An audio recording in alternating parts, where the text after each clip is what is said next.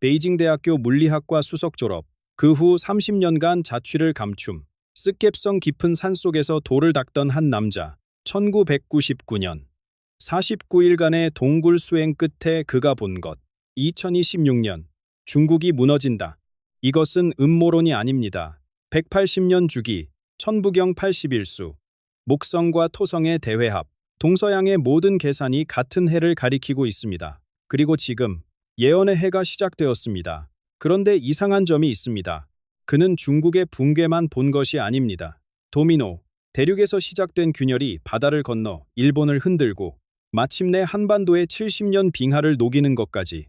더 놀라운 것은 이겁니다. 격암 유록, 노스트라다무스, 에드거 케이시, 서로 다른 시대, 서로 다른 대륙의 예언자들이 같은 인물을 묘사하고 있습니다. 30대에서 40대, 평범한 출신, 푸른 옷을 입은 사람, 진인. 이 인물이 2033년 통일된 한반도에 나타난다고 합니다.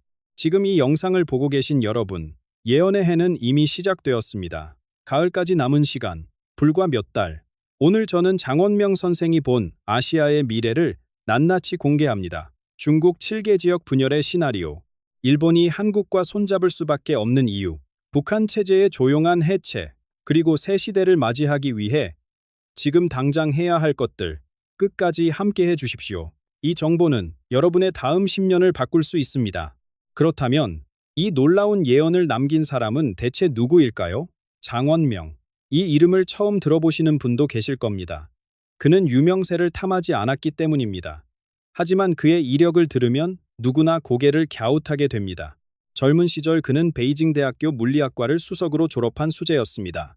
원자의 세계, 양자역학의 법칙들을 탐구하며 우주의 비밀을 과학으로 풀어내려 했던 사람입니다.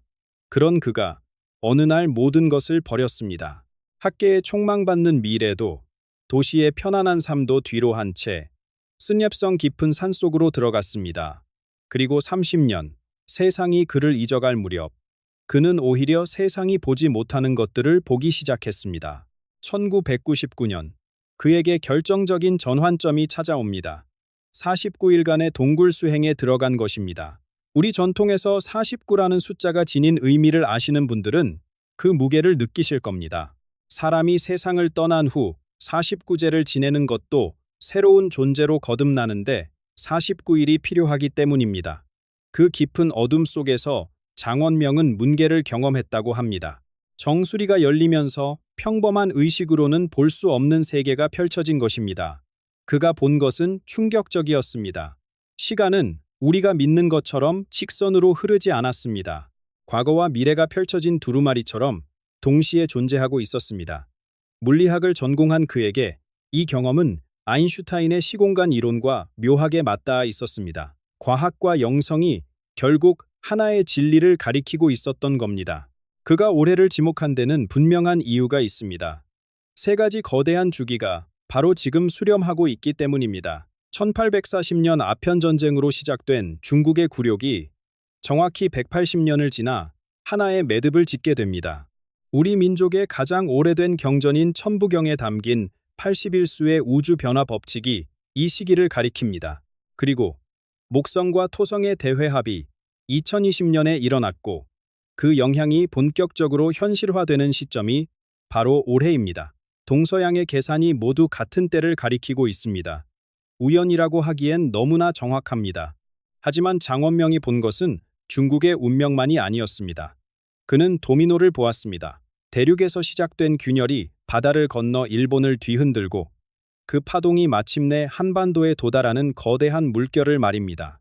속이 썩어가는 거대한 나무가 쓰러질 때 그 그림자 아래 있던 모든 것들이 함께 흔들리게 됩니다. 장원명은 현재의 중국을 이렇게 묘사합니다. 겉으로 보기엔 하늘을 찌를 듯한 거대한 나무. 하지만 그 속은 이미 오래전부터 썩어가고 있다고. 화려한 고층 빌딩 뒤에 숨겨진 부실한 금융 시스템, 급격히 줄어드는 인구, 그리고 위와 아래가 점점 멀어지는 사회. 이 모든 것이 뿌리를 조용히 갉아먹고 있습니다. 그는 올 가을을 주목합니다. 하나의 큰 금융기관이 무너지면서 연쇄 반응이 시작될 것이라고 합니다. 2008년 미국의 금융위기를 기억하시는 분들은 아실 겁니다. 하나의 균열이 어떻게 전 세계를 뒤흔들었는지, 이번에는 그 규모와 파장이 비교할 수 없이 클 것이라고 그는 경고합니다. 거대한 나무가 쓰러질 때 그 그늘 아래 있던 모든 것이 함께 흔들립니다. 장원명은 중국이 결국 7개의 지역으로 분열될 가능성을 봅니다. 그런데 이 충격은 중국에서 멈추지 않습니다. 장원명은 일본을 동방의 거울이라고 부릅니다. 중국이 겪는 시련이 일본에서 다른 형태로 반영된다는 의미입니다. 주역의 비괴가 말하는 막힘의 상태. 중국이 고립과 분열로 신음할 때 일본은 이미 30년 넘게 이어진 경제 정체 위에 새로운 위기가 덮쳐옵니다.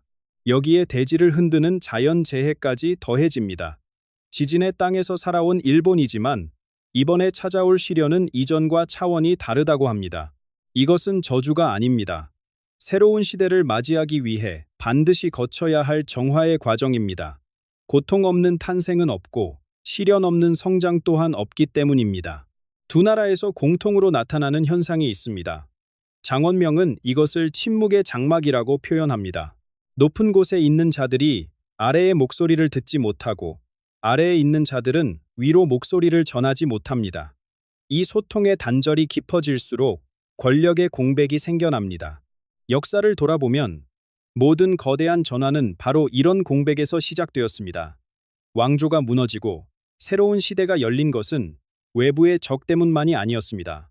내부의 썩음, 위와 아래의 단절, 그로 인한 신뢰의 붕괴가 더 큰 원인이었습니다. 바로 이 공백이 역사적인 창을 열어줍니다. 중국의 혼란과 일본의 흔들림 속에서 한민족이 수백 년간 기다려온 기회가 찾아옵니다. 고구려와 발해의 영광이 서린 만주, 그리고 70년간 얼어붙어 있던 분단의 종식, 그 꿈이 현실이 될 수 있는 문이 열리기 시작합니다. 중국이라는 거목이 흔들릴 때 가장 먼저 영향을 받는 곳이 어디일까요? 바로 만주입니다. 이 땅은 우리에게 단순한 외국 영토가 아닙니다. 고구려의 기상이 살아 숨쉬던 곳, 발해의 영광이 서린 광활한 벌판입니다. 간도라 불리던 땅에는 지금도 우리 동포들이 뿌리를 내리고 살아가고 있습니다. 중앙의 힘이 약해지면 변방에 대한 통제력도 느슨해지기 마련입니다. 장원명은 2027년에서 2028년 사이 이 지역이 자연스럽게 한국의 경제적, 문화적 영향권으로 들어오게 된다고 봅니다. 전쟁이나 침략이 아닙니다. 경제적 필요와 문화적 유대가 만들어내는 자연스러운 흐름입니다. 물은 막힌 곳이 뚫리면 본래의 길을 찾아가듯 역사의 물줄기도 그러합니다. 더 놀라운 변화는 일본에서 일어납니다. 중국의 분열이라는 전대미문의 상황 앞에서 일본은 선택의 기로에 섭니다. 홀로 고립을 유지할 것인가? 아니면 가장 가까운 이웃과 손을 잡을 것인가? 장원명은 일본이 결국 한국과의 전략적 동맹을 선택하게 된다고 봅니다. 오랜 역사적 앙금에도 불구하고 생존이라는 절박한 과제 앞에서 두 나라는 협력의 길을 걷게 됩니다. 새로운 경제 블록이 형성되고 만주 지역의 안정을 위해 함께 힘을 모으는 모습. 불과 몇 년 전까지만 해도 상상하기 어려웠던 일입니다. 위기는 때로 오랜 적을 동지로 만드는 힘을 품고 있습니다. 이러한 동아시아의 재편은 사실 오래전부터 예언되어 왔습니다. 조선시대의 예언가 단어 선생은 동쪽의 물과 서쪽의 불이 중앙의 땅에 의해 조화를 이루게 된다고 했습니다. 주역의 지혜로 풀어보면 물과 불은 서로 상극이지만 그 사이에 땅이 있으면 균형을 이룰 수 있습니다. 일본은 물이고 중국은 불입니다. 그리고 한반도는 바로 그 균형을 잡아주는 땅의 역할을 하게 됩니다. 수천 년간 강대국 사이에서 시달려온 우리 민족이 이제 동아시아의 중심축으로 우뚝 서는 때가 다가오고 있습니다. 외부의 경계가 다시 그려지는 동안 한반도 내부에서도 거대한 변화가 시작됩니다. 70년간 꽁꽁 얼어붙어 있던 남과 북 사이의 빙하가 마침내 녹기 시작합니다. 한번 시작된 해빙은 멈출 수 없습니다. 북한은 오랫동안 중국이라는 거대한 등에 기대어 왔습니다. 경제적으로도 외교적으로도 그 그늘 없이는 버티기 어려운 구조였습니다. 그런데 그 등이 흔들리기 시작하면 어떻게 될까요? 장원명은 주역의 명의궤를 인용합니다. 빛이 상처 입은 상태, 밝음이 땅속으로 숨어버린 형국입니다. 지도부의 권위가 서서히 빛을 잃고 오랫동안 유지해온 체제의 균열이 수면 위로 드러나기 시작합니다. 2029년부터 이 변화가 본격화됩니다. 갑작스러운 붕괴가 아닙니다. 봄이 오면 얼어붙은 강이 녹듯이 천천히, 그러나 돌이킬 수 없이 진행되는 흐름입니다. 작은 균열로 시작하지만 한 번 시작된 해빙은 그 누구도 막을 수 없습니다. 변화에는 동력이 필요합니다. 장원명은 이 역할을 한국과 일본의 자본이 담당하게 된다고 봅니다. 끊어진 철도를 다시 잇고 멈춰있던 공장을 다시 돌리는 일. 이 과정에서 남과 북, 그리고 일본까지 경제적으로 깊이 얽히게 됩니다. 서로가 서로를 필요로 하는 관계. 총칼로는 결코 이룰 수 없는 진정한 연결의 기반이 만들어지는 것입니다. 서울에서 평양을 거쳐 대륙으로, 부산에서 시베리아를 지나 유럽으로 이어지는 철길.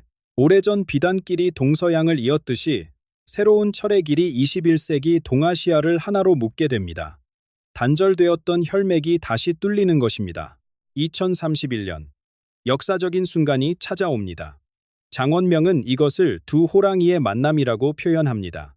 한 민족을 상징하는 호랑이 두 마리가 마침내 서로를 마주보게 되는 것입니다.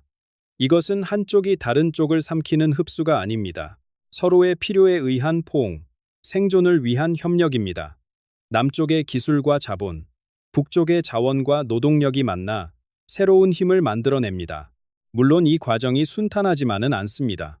70년간 쌓인 불신의 벽을 허무는 것은 물리적인 장벽을 허무는 것보다 훨씬 어렵습니다. 하지만 우리 민족의 한은 단순한 슬픔이 아닙니다. 해결을 향한 강렬한 열망입니다. 그 한이 풀리기 시작할 때 상상을 초월하는 창조의 에너지로 변환됩니다. 그리고 2033년, 한반도의 두 반쪽이 마침내 하나가 됩니다. 이 역사적인 통일과 함께 무대는 준비를 마칩니다. 동아시아 전체의 영적 운명을 바꿀 한 인물이 등장할 무대가 2033년, 마침내 역사적인 통일이 선포됩니다. 하지만 이 통일은 우리가 상상해왔던 것과는 다릅니다. 남쪽의 체제를 북쪽에 그대로 씌우는 것도 아니고 과거의 어느 시대로 돌아가는 것도 아닙니다. 완전히 새로운 정체성을 가진 나라가 탄생합니다. 장원명은 이것을 제3의 길이라고 부릅니다. 물질과 정신, 개인과 공동체, 전통과 혁신이 조화를 이루는 새로운 문명의 모델입니다. 분단과 전쟁, 급격한 산업화와 민주화를 모두 경험한 민족만이 제시할 수 있는 대안적 미래상. 전 세계가 이 작은 반도에서 펼쳐지는 실험을 주목하게 됩니다. 20세기의 고통의 상징이었던 한반도가 21세기에는 희망의 등불로 거듭나는 것입니다. 바로 이 격변의 시기에 한 인물이 등장합니다. 푸른 옷의 사람, 진인입니다. 흥미로운 것은 이 존재에 대한 예언이 동양에만 있는 것이 아니라는 점입니다. 노스트라다무스는 동방에서 오는 위대한 지도자를 언급했고, 에드거 케이시는 극동에서 시작되는 영적 각성을 말했습니다. 우리의 격암 유록에는 더욱 생생하게 이 인물의 모습이 그려져 있습니다. 30대에서 40대 사이, 평범한 집안 출신, 귀족이나 부호의 자제가 아니라 민중 속에서 나온 사람입니다. 통일 후의 혼란 속에서 그는 물질적 풍요만을 외치지 않습니다. 대신 사람들에게 삶의 진정한 의미, 영혼의 성장에 대해 이야기합니다. 처음에는 많은 이들이 그를 무시할 것입니다. 그러나 시간이 지나면서 그의 말이 진실임이 드러납니다. 진인의 출현과 함께 동아시아의 새로운 축이 형성됩니다. 한국과 일본, 그리고 만주를 잇는 황금의 삼각지대입니다. 이 지역은 단순한 경제 협력체를 넘어섭니다. 첨단 기술과 고대의 지혜가 결합하여 새로운 문명의 방향을 제시하게 됩니다. 서양이 이끌어온 산업 문명의 한계가 분명해지는 시점에서 동양의 오래된 지혜가 대안으로 떠오릅니다. 자연과 인간의 조화, 개인의 성취와 공동체의 번영 사이의 균형. 이것이 황금의 삼각지대가 세계에 내미는 새로운 비전입니다. 장원명은 이 모든 변화를 더 큰 맥락에서 설명합니다. 지구가 지금 의식의 전환점에 서 있다고 합니다. 물질만을 셌던 삶에서 정신과 물질이 하나 되는 삶으로의 전환. 진인은 단순한 정치 지도자가 아니라 이 의식의 도약을 이끄는 안내자입니다. 핵심은 단순합니다. 무엇을 가졌느냐가 아니라 어떤 존재인가가 중요해지는 시대가 온다는 것입니다. 하지만 이 예언은 정해진 운명이 아닙니다. 오늘 우리 각자의 준비를 요구하는 초대장입니다. 그렇다면 이 거대한 변화의 시기를 어떻게 맞이해야 할까요? 장원명 선생이 가장 먼저 권하는 것은 고요함입니다. 하루 10분, 조용히 앉아 마음을 비우는 시간을 가지라고 합니다. 복잡한 수행법이 필요한 것이 아닙니다. 그저 호흡을 느끼며 내면의 소리에 귀 기울이는 것입니다. 세상이 혼란스러울수록 뉴스와 소문이 넘쳐나고 주변 사람들은 불안에 휩싸이기 쉽습니다. 이때 자신의 중심을 지키는 것이 무엇보다 중요합니다. 마음이 고요하면 상황을 있는 그대로 볼 수 있고 올바른 판단을 내릴 수 있습니다. 우리 조상들이 격변의 시대마다 보여준 침착함의 비결도 바로 여기에 있었습니다. 두 번째는 배심의 삶입니다. 거창하게 생각할 필요 없습니다. 주변 사람에게 따뜻한 말 한마디 건네는 것, 어려운 이웃에게 작은 도움을 주는 것, 가진 것을 나누는 것. 장원명 선생은 이런 선한 행위들이 보이지 않는 보호막을 만든다고 합니다. 경제가 흔들리고 사회가 어수선해져도 서로 돕고 나누는 공동체는 살아남습니다. 역사가 이를 증명합니다. 물질적 재산보다 사람 사이의 신뢰가, 혼자만의 안전보다 함께하는 연대가 더 큰 힘이 됩니다. 세 번째는 자연과의 재연결입니다. 콘크리트와 화면 속에 갇혀 살다 보면 우리가 땅의 자녀라는 사실을 잊어버립니다. 가능하다면 흙을 밟고 나무를 만지고 하늘을 올려다보는 시간을 가지십시오. 이런 단순한 행위가 뿌리를 내리게 하고 흔들리는 마음을 안정시켜 줍니다. 동아시아는 지진과 태풍이 잦은 땅입니다. 자연을 정복의 대상이 아닌 함께 살아가는 존재로 여길 때 재해 앞에서도 지혜롭게 대처할 수 있습니다. 마지막으로 장원명 선생은 주역 공부를 권합니다. 어렵게 생각하지 마십시오. 핵심은 하나입니다. 세상에 영원한 것은 없다는 것. 좋은 것도 변하고 나쁜 것도 변합니다. 위기 속에서 희망을 보고 번영 속에서 겸손을 유지하는 것. 이것이 수천 년을 이어온 동양 지혜의 정수입니다. 올해의 변화도 영원하지 않습니다. 그것은 새로운 시대의 산고입니다. 아이가 태어날 때 어머니가 고통을 겪듯 새 시대가 열릴 때도 진통이 따릅니다. 그 진통을 두려워하지 않고 맞이하는 사람만이 새벽의 첫 빛을 볼 수 있습니다. 오늘 나눈 이야기는 장원명 선생의 예언을 바탕으로 한 교육적 콘텐츠입니다. 두려움을 주려는 것이 아니라 다가올 변화에 지혜롭게 대비하자는 취지로 준비했습니다. 예언은 정해진 운명이 아니라 가능성의 지도입니다. 어떻게 준비하느냐에 따라 우리 각자의 길은 달라질 수 있습니다. 중요한 것은 두려움에 갇히는 것이 아니라 깨어있는 마음으로 오늘을 사는 것입니다. 이 영상이 마음에 울림을 주었다면 댓글로 생각을 나눠주십시오.